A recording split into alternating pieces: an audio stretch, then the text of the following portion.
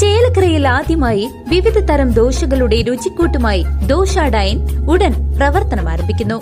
ദോശകൾക്ക് പുറമെ ഊത്തപ്പം, ഇഡ്ഡലി, ചപ്പാത്തി, പൊറോട്ട തുടങ്ങിയ വിവിധ തരം വിഭവങ്ങൾ ഇവിടെ ലഭ്യമാണ്.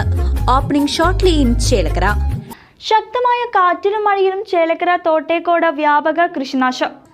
ശക്തമായ കാറ്റിലും മഴയിലും ചേലക്കര തോട്ടേക്കോട് വ്യാപക കൃഷിനാശം. ഓണവിപണി ലക്ഷ്യമിട്ട് ഇറക്കിയ 70ഓളം നേന്ത്രവാഴകൾ കാറ്റിൽ ഒടിഞ്ഞു വീണു.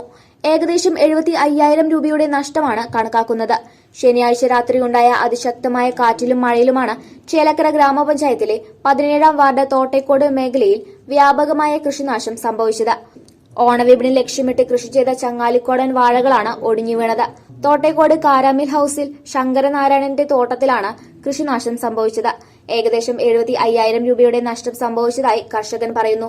40 സെന്റോളം വരുന്ന സ്ഥലത്ത് നട്ട 300ഓളം വാഴകളിലാണ് 75ഓളം വാഴകൾ കാറ്റിലും മഴയിലും നശിച്ചത്. 2 മാസം കൂടി കഴിഞ്ഞാൽ വിളവെടുക്കാൻ കഴിയാവുന്ന ചങ്ങാലിക്കോടൻ നേന്ത്രവാഴകളാണ് ഒടിഞ്ഞു വീണത്. കൃഷിഭവൻ ഉൾപ്പെടെയുള്ള ബന്ധപ്പെട്ട അധികാരികളെ വിവരം ധരിപ്പിച്ചിട്ടുണ്ട്. പ്രകൃതിക്ഷോഭത്തിലുണ്ടായ ഭീമമായ നഷ്ടം പരിഹരിക്കാൻ അർഹമായ ധനസഹായം ലഭിക്കാൻ അടിയന്തര ഇടപെടൽ ഉണ്ടാകണമെന്നാണ് കർഷകരുടെ ആവശ്യം.